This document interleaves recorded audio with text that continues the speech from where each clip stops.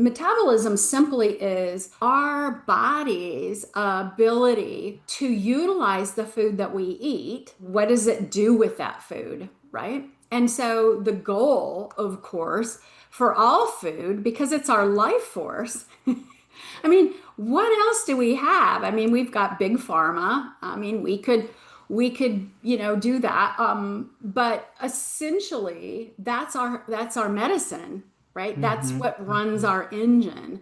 And Hmm. some of us have clogged up engines. Today, I'm super excited to have on my show Dr. Kari Anderson. Having personally struggled with binge eating and weight stigma, Kari's professional career is driven by a personal passion. She has a therapeutic presence that creates a safe, non-judgmental, and healing environment, making her, as clients state, someone who gets it. Prior to starting her private practice, Kari positioned herself as a respected clinician and leader in the field of eating disorders. Over the course of 35 years, Kari has developed several treatment models and helped thousands of patients and their families for programs such as Green Mountain at Fox Run and Remuda Ranch. Her newest book and memoir, which is called Food, Body, and Love, but the greatest of these is love, that's the name of the book, was released in 2021, and the companion workbook followed with Food, Body, and Love online coaching and membership programs. She takes a compassionate and science-based approach to binge eating and emotional eating. Kari is a licensed counselor, recovery and behavioral change coach, consultant, supervisor, author, speaker, and blogger on disordered eating, lifestyle medicine, and weight neutrality. Without further ado, here's my conversation with Dr. Kari Anderson. Kari, thank you so much for being here. I just feel so privileged, right? That I've watched you in social and we've had short conversations, but I'm very excited to be here on your show. We're different, but we have a lot of things in common in terms of the way that we think and the audience that we're trying to reach. So I'm hoping that through today and this interview that I can touch somebody that maybe needs to hear something so that they feel more like I'm not alone and in Yeah. this and there are solutions. And so that my whole goal in life is to inspire, to be inspirational, and to me that's inspiriting to insert something into their spirit that will drive them to feel better and to feel more confident in their life. So, thanks. Oh, well, thank you so much for that, Carrie. That was just beautiful and lovely. And I have to say, I feel the same way. Like when I first found out about you, I was like, oh my gosh, it feels like a kindred spirit or someone who has like this unique perspective. And so, and then in chatting, it was like indeed the case. So, it's great to have you here today. For the people who are not really aware, can you talk about your history in the field and maybe like how it is shifting over time to get into the place where you are today, that is a truly nuanced and unique perspective to be in the eating disorder field. So I'd love if you could share a little bit about your experience and yeah, your journey. Well, my journey is that of a wounded healer, right? So I got into the field. I was in the health and fitness field, exercise physiologist, nutrition minor, the whole bit. So that's kind of where we kind of You're right. cross paths there. Right. Actually living in Los Angeles as a athletic director at a college and working with a lot of athletes and my own focus on athletics growing up. And yet I had a raging eating disorder. I finally got into treatment. I mean, I have a story that starts at 8 years old in Wow. terms of a sugar addiction, but turned into a binge eating disorder when I was a teenager and into my early adulthood. So I did get treatment in the Los Angeles area when I was in my late 20s. And then after I had treatment, and at that time, of course, they didn't have binge eating disorder. They called it non-purging bulimia. Mm-hmm. But it was a loss of control disorder. Yeah. And Yeah. so I went back to and became a counselor because, of course, I want to help everybody now. But the thing that's interesting over the course of 35 years, as specifically have never worked in any other field as instead of eating disorder treatment. I've been at all different levels. I'm in private practice now, but I have worked and led treatment centers, so inpatient, residential, IOP, the whole thing over Wow. the course of the years. And so, interestingly, my approach in terms of what was trending at that time, and of course, I went through all the CBT alphabet soups, been, ACT, DBTs, CBTs, MBSR, all of the mindfulness based cognitive behavioral therapies. And I then started getting into body based treatment with the introduction of polyvagal theory, and then into more of the kind of bottom up instead of top down. And my doctorate really is in behavioral health, but I had to learn. I had to take neurology, pathology. I had to learn how to work in a medical and a doctor's office setting. That's what the doctor of behavioral health was. And Hmm. so, even though I just have always been focused, probably because of my background in the physical arts, always looked at the whole of the body. And I started to get really intrigued with there is probably only about 50% effectiveness with cognitive behavioral therapies. Hmm. And I don't think that's good enough. No. So there's more going on. And so, yeah, so that's, I started getting involved with kind of body based and really paying attention to what our clients are telling us because their stories are their lived experience. And some of my biggest pet peeves are that's your eating disorder talking. I think Mm. that's akin to gaslighting. And so I started to really become a client advocate, especially for those with loss of control eating. Now, obviously, I still treat and can treat restrictive eating disorders. But I really have a heart, of course, for the loss of control because I identify as somebody that has food addiction. Some people don't like that term. It's a habit, it's dopamine driven. Right. And so I don't care what we call it. I have loss of control Yeah. around certain foods, chemicals, or food like products. And so I started listening more, and I wasn't, I was, I was not going to still align myself with the cookie cutter boxed in thinking of the eating disorder, traditional eating disorder treatment. And that has been all foods fit, Hmm. and it has also been intuitive eating as the go-to for Right. for the treatment of eating disorders. And I see continual shame and people coming into my office and saying, I it works for a little while and then I relapse. And then, but I can't sustain treatment. I've failed. And I said, Mm. no, the treatment has failed you. And so that's why I started really looking at there's other ways for us to address this perpetual cycle. And that's what kind of got me into looking at the body and metabolism and food and food addiction. And so I've just opened things completely up, and I find that people have been coming out of the woodwork. The thing that's really interesting is when I do speak at an eating disorder conference, or I put out a provocative blog or something, there's people that are in the industry of eating disorders that kind of say, that DM me or call me out individually and say, "Gosh, I feel the same way, but I'm afraid to say anything because Mm. it's not well received and it's not well accepted." And I said, "Well, I don't work for them. I work for the individuals that come to me." And so I guess I've been a little bit of a brave pioneer in the Yeah. eating disorder world. I love that so much. There's so many things in there that speak to me, like your focus on loss of control, talking about this perpetual cycle, and talking about body-based, focusing on the body, but from the lens of polyvagal theory. Mhm. But like you have really extended that body-based focus from not only like the somatic and polyvagal, but to nutrition, and all of it is still body based.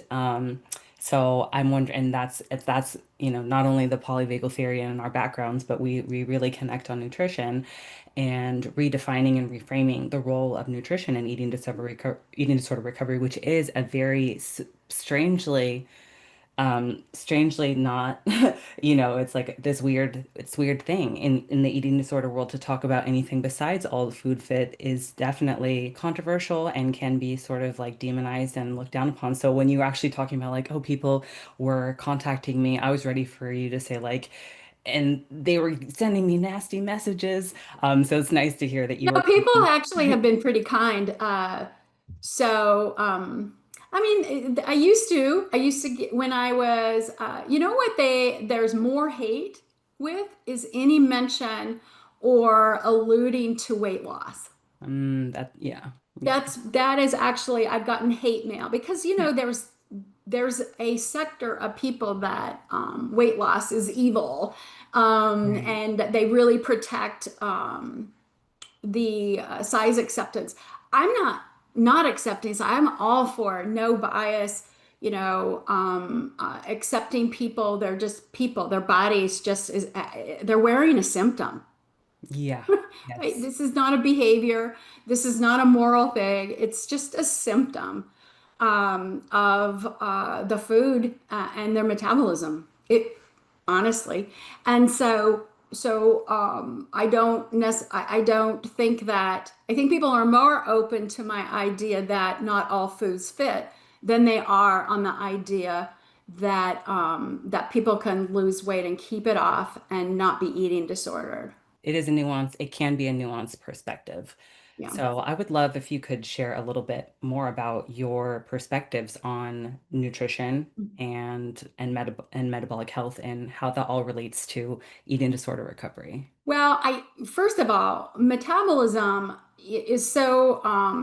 In fact, and I'll talk about it today if you allow me to. I have a Sure. new membership for women that's called a metabolic mindset, and I thought everybody knew what I'm talking about, right? But I've been having a marketing gap because people aren't making connecting the dots, and I need to connect the dots. So thank you for asking about what does food have to do with this treatment approach, and where does metabolism fit into it? And metabolism simply is our body's ability to utilize the food that we eat, and what is it that it does, what does it do with that food, right? And so the goal, of course, for all food, because it's our life force. I mean, what else do we have? I mean, we've got big pharma. I mean, we could do that, but essentially that's our medicine, right? That's Hmm. what runs our engine. And Hmm. some of us have clogged up engines, and they're not operating. And yet there's people that try to do, the same thing over and over and over. And it's like pushing a boulder uphill. And yet they're not addressing the core issue. And that is, one person can be sitting there and their body utilizes food completely differently. And the same food that this person eats is not being utilized in the way that the other person is. Hmm. And so we can't compare. We can't compare one person's plate to another. Well, age is not good to us either, because you hear the thing, that our metabolisms get worse as we get older. Well, no, I think they just get more clogged. I'm the same with exercise. I think inactivity creates aging. Hmm. I really don't think that just because we're older that we don't utilize food as well. I think it's because it's had years and years of damage that has been done, that has caused our metabolic processes to go offline and to not work well for us. And what I'm Hmm. mainly talking about is insulin resistance in terms of our ability to take food and become energy, And Mm-hmm. with that energy, be able to create clarity of mind through the use of the food. Now, there's other Mm-hmm. things that get in the way, and when we talk about lizard brain, I'll talk about that. I mean, obviously, there's other things that get in the way of us being able to be clear and Mm-hmm. thoughtful and intentional in Yeah. in our behaviors. But from a metabolism perspective, I think that and this kind of overlaps with this idea of food addiction, is that when we subject ourselves to years and years of overuse of what becomes sugar, our body becomes resistant to it Mm-hmm. in terms of it looks at it as a foreign object. We were never meant to eat these processed foods Mm-hmm. and chemicals and food-like products. And I think that over the years and stuff, just think of like an immune system. It looks at it as, what is this? What do I do with it? And it works so hard. I'm a Mm-hmm. real Mm-hmm. befriend your body IFS fan. And so I always say the body's just working so hard to make this work, Yeah. and yet it's worn out, and so we get resistance, we get insulin resistance, we get leptin Mm-hmm. resistance, we Mm-hmm. get all these things that everything's working against us. And yeah, I'm eating just like this person, but my body's not responding that way. And so our metabolism is not doing what it's meant to do, and our body is just kind of fed up with the foreign object. Actually, happens, it's involved with the vagus nerve, and that is we get inflammatory responses. Mm-hmm. And to me, because I look at the body as a whole, is that inflammation is equivalent to fear of the body. It's a fear response. So, because it's like there's something wrong, and the body immune system goes in and says, "Let's fix this. Let's fix this. There's something wrong," and that's why we become inflammatory. And as you know, most of our chronic diseases that we have are all inflammation based, and it doesn't Mm-hmm. matter Mm-hmm. whether that's mental health, dementia, things of what we call the head from here up, like it or not. Uh, things that happen from here up happen from here down. There's not like this imaginary, like, well, there's the problems of the brain and then there's the problems. But if there's inflammation in the gut, there's Right. inflammation in the brain because we have a Right. vagus nerve and it Yep. connects the gut and the brain. So what people are experiencing in terms of, low energy, fatigue, brain fog, continual weight gain, especially in the visceral and Mm-hmm. area in terms of around the Mm-hmm. organs and deep in the belly. I'm a boobs and belly gal. Everybody's got their where they hold their inflammation, right? Mm-hmm. Mm-hmm. And so other people, I wish I had long legs from here to my armpits, but I don't. I tend to be, the boobs and belly type of gal, and that's when I Mm-hmm. know it's kind of my litmus test is when Yeah. things are going on there that I need to take a look at my Mm-hmm. inflammation. So instead of like, let's eat less food, Right. or and I'm not putting down people that do use medicinal help or shots Mm-hmm. that are so Mm-hmm. popular now, because I work with a lot of people that are on the GLPs, Mm-hmm. but we're looking at it as a tool, the same as Right. somebody that has depression might be using Prozac as a tool. It's Right. not an end all. And yet they're Right. selling it as, oh, you're going to have to be on this the rest of your life. Mm-hmm. So I look at it as kind of as we build up your natural resistance to become more clear, and we unclog and become more efficient in your metabolism and your system, then we Mm-hmm. can start decreasing the use of the tool, right? Mm-hmm. So anyway, so that's kind of the way I look at, is that we need to get to the core of what's happening in terms of insulin resistance, and look at leptin resistance and some of the things about from a hormonal perspective, because believe it or not, and people don't, and I can show you a great graph on this, but only about 10% of our feeding and eating behaviors are conscious. That's wild. That we are driven to eat through our cravings. And I think that's why these new medicines are so popular. It's Mm-hmm. because it's addressing something that we've been gaslit about for years. Mm-hmm. It's like, oh Mm-hmm. no, that's just, food talk, or that's just, emotional Mm-hmm. with the Mm-hmm. food noise and the Yeah. constant obsession and the drive and the Mm-hmm. pull for Mm-hmm. food, that I think so many times people have just ignored what people are, our clients are telling us and saying, oh, that's we can deal with that with cognitive behavioral therapy. Well, Right. no, no, we can't, because it is real and it's physical. And let me show you all the systems in the body that drive our eating, from our dopamine reward system, from our gut microbiome and what it's feeding on and what it's calling up to say, hey, bring me more of this. Or, our blood sugar levels and the lack of stability in our blood sugar levels. Many people have reactive hypoglycemia from years and years of sugar because their bodies cannot handle it anymore. And so looking at these symptoms, this all is happening behind the scenes. And then the medical field has been telling us that, your brain's broken.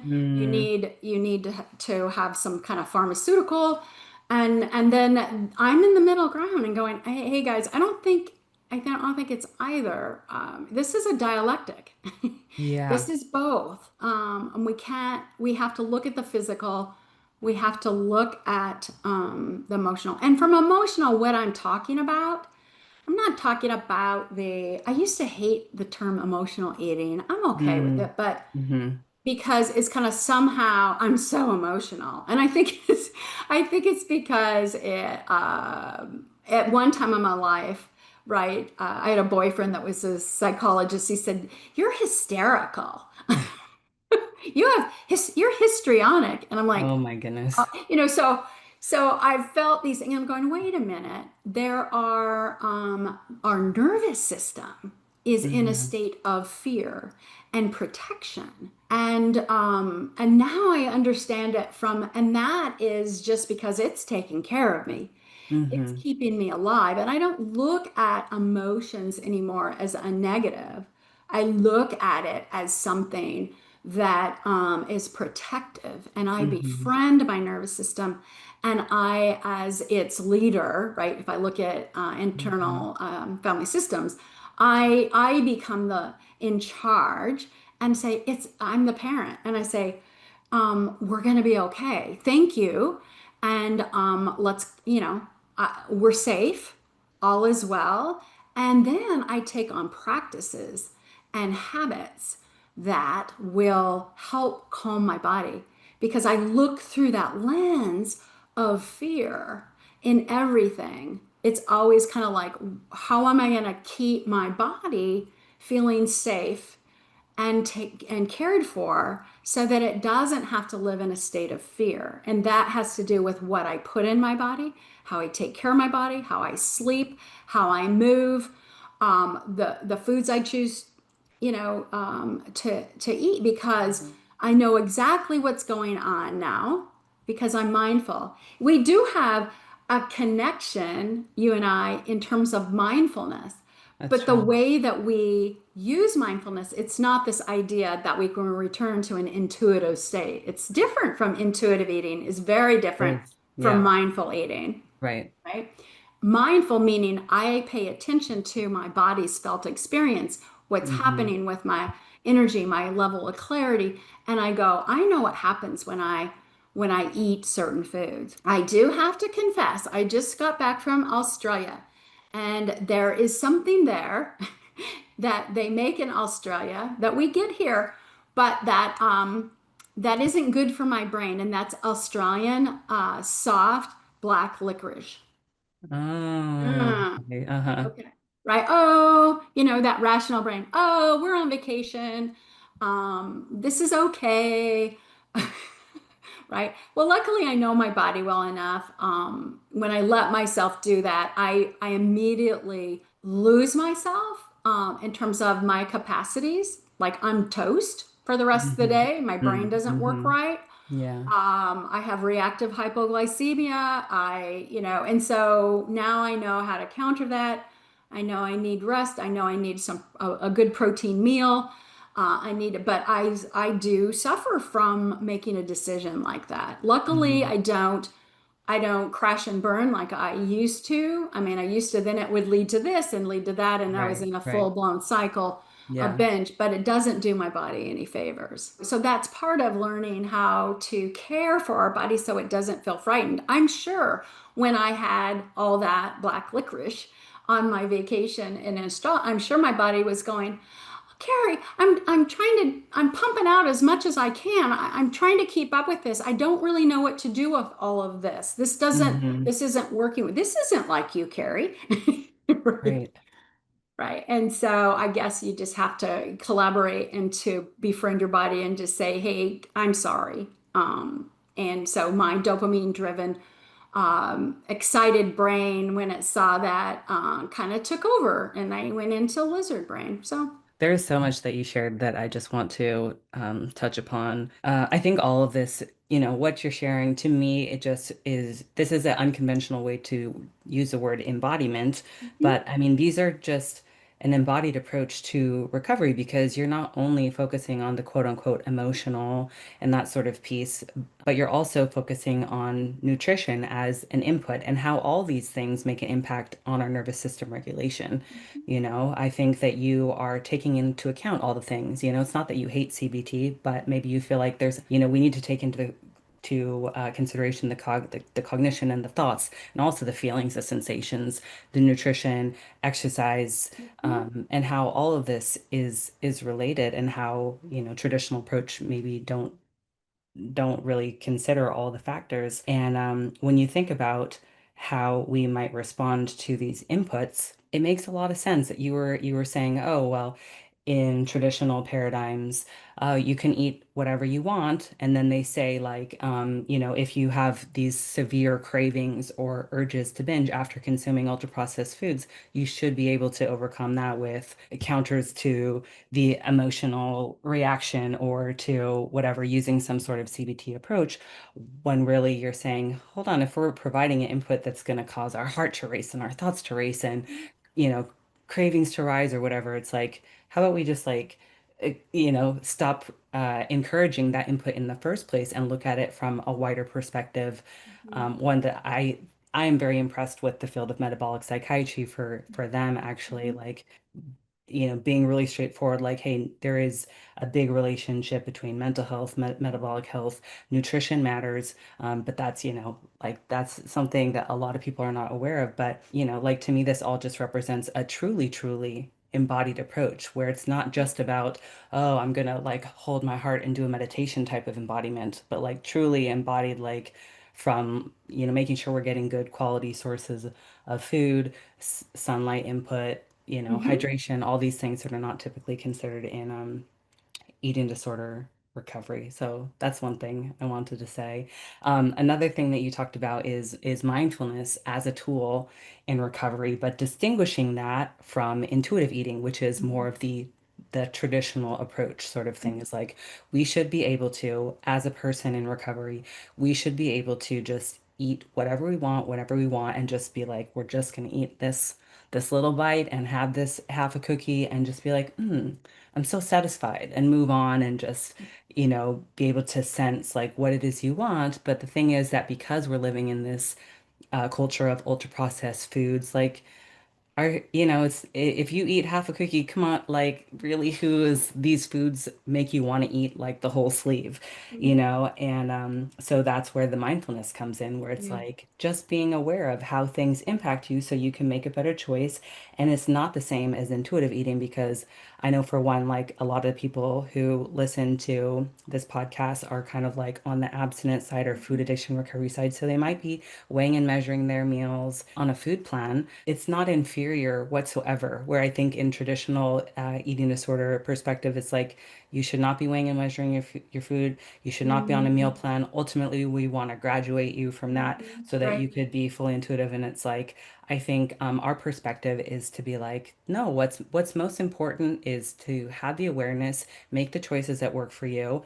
And I'm just like, you can eat mindfully when you're on a meal plan, off a meal plan, like do what works for you. And that Right. is what the mindfulness is about, is like making an empowered choice and be courageous in it and like do that, even if, some traditional eating disorder person wants to point their finger at you and tell you that you need to eat intuitively. It's like, They see boundaries with food as eating disordered.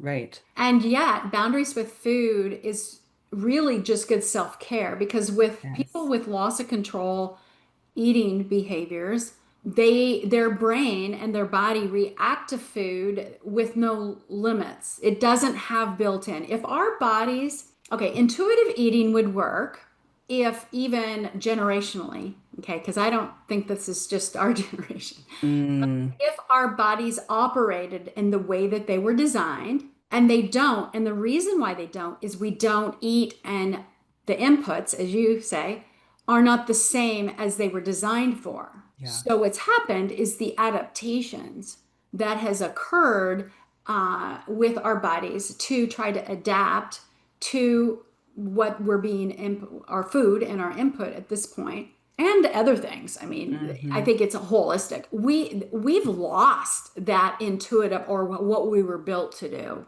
or able to do. And some people have more vulnerabilities than others. Yeah. And that is good treatment is listen and don't make an excuse or label somebody's response because when somebody tells me I can't just eat one cookie. Now, I was involved with a program and wrote a book that said, "Oh, that's food noise and that can be controlled from a cognitive behavioral perspective, right?" Right. But now when I listen to that, I go, tell me more. I want to know your story. I want to know what your experience is when you eat a cookie. And let's go back to the when that first started happening. Hmm. And then what happens? And so it's really listening and valuing somebody's personal experience. And I don't think everybody should have the same treatment. And through mindfulness, and they're really paying attention to. I mean, somebody that's truly a mindful eater would be somebody, when I eat this, I immediately experience this, or 20 minutes later, I experience this. In the morning, I experience this. My behaviors change in this way. My brain change. That's mindful, right? And then using that experience to create your own owner's manual of how I respond to that. And there are different ways, and I think that people don't understand that because once I understand what the values and goals of somebody and their lived experience, I'll say, okay, you can go the abstinence route, okay? Or you can, and I think we need to always start there. I do. I mean, I think somebody that's in a state of out of control, I think you need to have much stronger boundaries, right? Yep. And then we experiment mindfully. And I think that this whole thing that we do, you and I, is helping people to practice. Yeah. And it's just a practice. If you think that you're going to like do this and be done, we're never done with life. We're never Right. done with being mindful and listening and paying attention and pausing and course correcting. And so everybody's got to have their own course and their own owner's manual. And some people can move into what we call a harm reduction, right? Hmm. Hmm. People can operate very well in a harm reduction model, but defined by them because Hmm. they might be okay with licorice and another Hmm. person, no way, Right. right? And so knowing how your body responds, being open to these are my boundaries. And people that do not have boundaries with food, it's completely willy-nilly. So we can't judge what the boundary is. You say it's often judged when somebody weighs and measures their food. Yeah. I would hope that they start to trust themselves in knowing what they need, okay?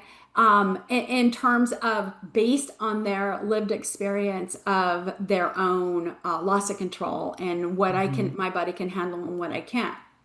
I'm not talking about they should be able to be intuitive, right? Hmm. Hmm. So if somebody says I want to let go of the weighing and measuring, I respect that and say let's experiment. Let's see, where do you want to start?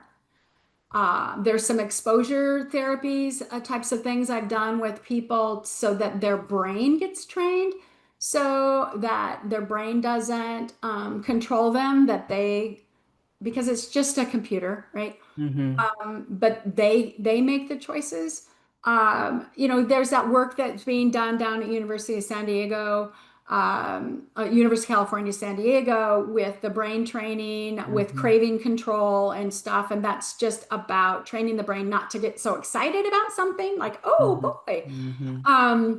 But that again is like, that's not going to change the way that their blood sugar affects. So that just helps Hmm. in terms of the craving control. Right. The body's still going to react the way it's going to react to that substance. But I think there's a wide range of, in terms of once I identify myself as having a food addiction or a food habit, that's all it is. Um, then I would say that there's a whole spectrum of the way that you might respond to it, but it needs to Hmm. be yours. Hmm. It's not my formula. I don't teach in my courses the Carrie Anderson's way of do it this way because it works for me this way. And that's Right. a lot. There's a lot of gurus out there that say, this is my experience, this is how I do it. And if you follow my plan and my protocol, then you'll be just like me. There's a lot of coaches out there that are doing that. They're everywhere. But I think that from a clinically trained person, and both from the physical side of the body and the emotional side, I think that that again that there's that both there's that dichotomy, or that that dialectic where it's Hmm. both, and that we have to let what is it that we learned in our training? It's like do no harm, Hmm. meaning that don't bring my own agenda in, and that we let the client lead.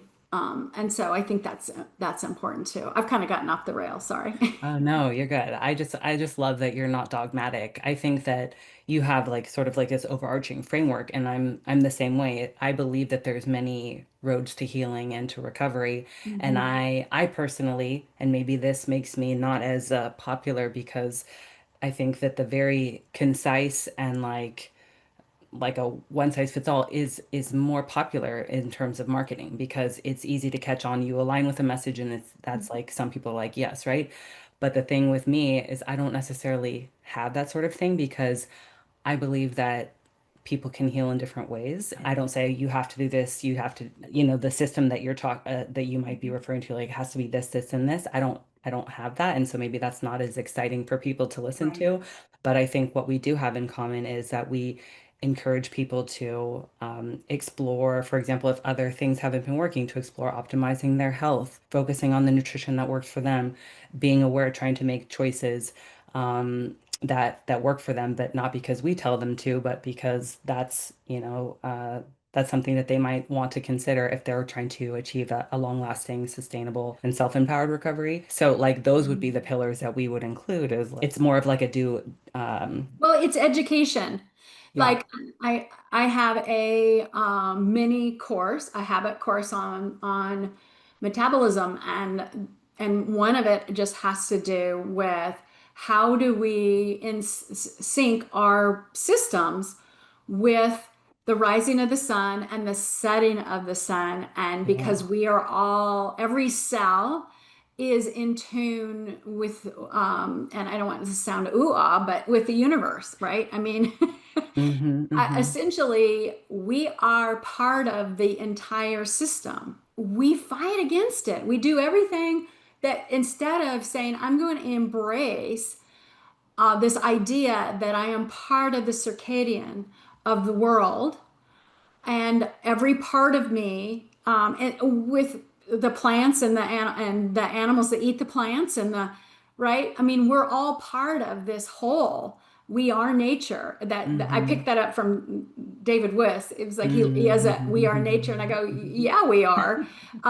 And so so this idea that I teach these kind of things that have become really great knowledge that people might not other ways. And how do we create habit stacks to support our morning and our evening so that we are working more with in sync? And so these are like mini habits, and that's just one module. Mm-hmm. But I try to teach these mini habits of how do we take care of this body, this beautiful, crafted body that it knows what to do. It's just that we've got in its way. Yeah. And so I do teach things. It's not like I'm not a teacher, instructor of here's some really great, but here's the information. You take it, what works for you, but use that mindfulness in terms of use the concept that we're just practicing. There's no shame in practice. We have to accept and we practice and we course correct and we do it all the Mm-hmm. time. I had a client come to me not too long ago and she goes, I feel like I've been tricked. And I said, what do you mean? She goes, I thought this recovery thing was like, once I recovered, I'm recovered.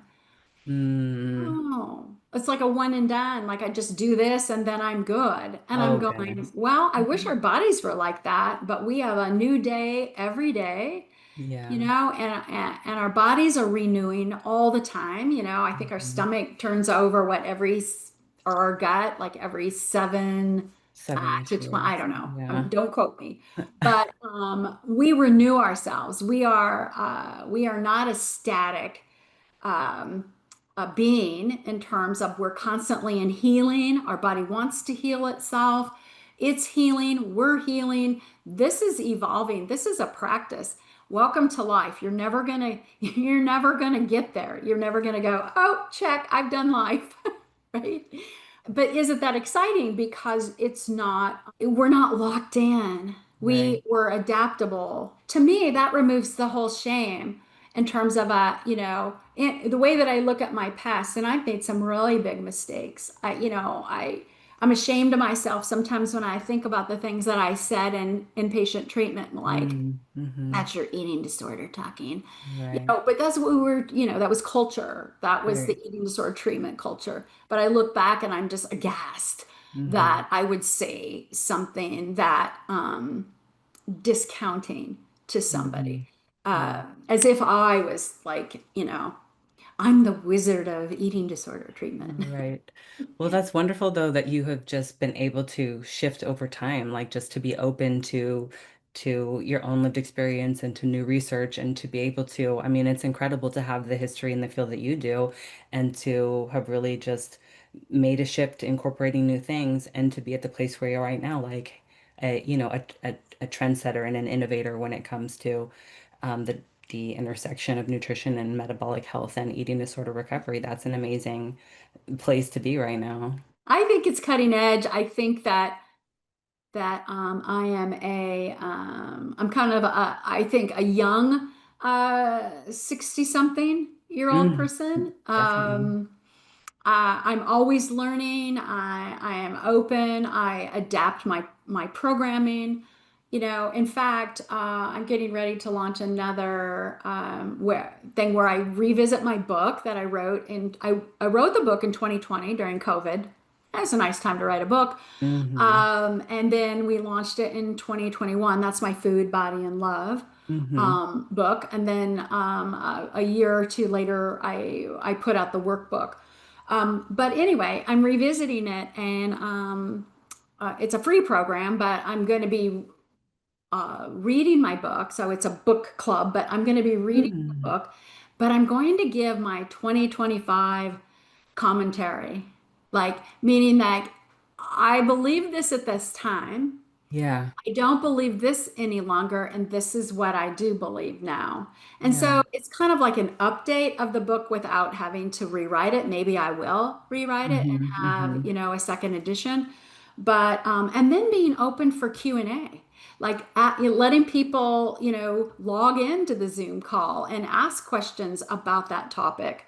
It's kind of like my version of a podcast. Hmm. Hmm. Um, so, but anyway, yeah, so what I'm talking about is that I'm open to even changing what I wrote, right, just 5 years Yeah. ago, Right. because I keep up with stuff, right? Yeah. One last thing I want to ask you, Carrie, is about the lizard brain. I know we talked a little bit about it in a previous conversation, and I thought it was really interesting. So I was wondering if you could share with your listeners your perspective of the lizard brain. What is it, and maybe how can we manage it, if that's the right word to use? Right. Well, the lizard brain is our most primitive part of our brain, and that is the one that is only and solely focused on survival. And unfortunately, it's our default, right? If Mm, you've ever heard of the idea that our brains were wired like Murphy's Law, if anything could go mm, wrong, it will. And that's just to keep us alive. And thank goodness that we've had the lizard brain, or else we wouldn't be here. We'd be extinct. So it's one of those things that we have to befriend, just like the rest of our nervous system. People sometimes they hate that part of themselves. That's the mm. addictive part. That's the Yeah. default to pleasure, default to high caloric, foods, the impulsivity, the mindlessness. And everyone knows exactly what I'm talking about because we all have the lizard brain. We have different things that we go after. Our Hmm. lizard has preferences, but they Mm. basically are, I want to feel better now and I don't care. And everybody gets, I mean, it's almost like you can step out of your body and you watch yourself. And I'm watching myself do something or a behavior. And I could even liken it to the addiction to reels on social, right? Hmm. I Hmm. need to get up. I've got things to do. Oh, Yeah. just one more. That's lizard. Hmm. That's your Yeah. that's your dopamine driven lizard brain. And it was meant there is a purpose. But when we are not in a mind of clarity, um, and we're tired or we're stressed, or just, I mean, so many of us just have so much bandwidth, right, to work with in a day. And there's debits and credits in terms of what sucks my energy, what gives me more energy, right? Hmm. And so it's like currency Yeah. in terms of pluses and minus, whether you call it, the bandwidth currency, Hmm. or you think about a bank account. Hmm. Um, when we just don't have any more and everybody's is different. Some starts at 1 o'clock in the afternoon, others start at 5 o'clock in the afternoon. You just know yourself is that I have no business making any decisions Mm. because I will default to the lizard brain no matter what. Okay. And so rather than hate that part of us, Mm. is to befriend the lizard. And I have a whole series and in my membership Oh, about how to train your lizard. Um, that's so cute. yeah, yeah, and it really is the first step of training your lizard is to befriend it, to know that it's really there for your own survival and not to hate that part of you. But you can crate train it, you can take it through obedience training, and I use all these metaphors about Hmm. how we can manage it. And for the most part, it's like knowing ourselves Hmm. is that not to rely on that intuition, Right. especially when we don't have anything left because we Hmm. really don't have any business making decisions at the time. That's where boundaries, that's where, Hmm. hey, this is my food plan. Right? Hmm. That's Hmm. why that's so important. That's a little bit about the lizard, but thanks for letting me share about that. Oh no, I love that. And you said that there's a whole module, like is this in the metabolic mindset Yeah, membership or a yeah, different one? Okay. it's a whole module. on the lizard, how to train your lizard. Yeah. Love that. Yeah. Cool. So if someone wants to join your Metabolic Mindset membership or just be involved in your sphere, where should they go? Well, you can find me at myeatingdoctor.com. So that's probably the easiest way. That's my main website. Okay. I am, I also go under foodbodyandlove.com. Okay. That's still available, but the membership, and you can put it in your show notes, Yeah. but the membership is Metabolic Mindset Membership IO. Okay. And so you can get the link. And for your listeners and whatnot, you're able to, you can join anytime, you can cancel anytime. It's $67 a month. It gives you a whole 20 mini habits. It has the lizard brain training. It has new webinars every month. It has special guests, and then weekly I do live group coaching. It's just Wow. and all for the $67. And so it's quite a value, and there's nothing that locks you in to it. So you can jump in and you can jump out if it's not something. But it's kind of a passion project Hmm. that I've done, and it's kind of all things Carrie on that on that level. And yeah, it's called the metabolic mindset. Okay, great. I will be sure to include all those links in the show description. It has been such a pleasure to have you on, Carrie, and I'm just like really grateful to that you come in even after Australia, big cross the world travel, and you're here and just sharing your gems of wisdom and such a unique mindset. So I want to thank you. Thank you so much for having me. I just hope that even one person heard something that made them feel a little bit more hopeful and a little less shameful. And that's all. That's what it's all about. Thank you for having me. Thank you so much.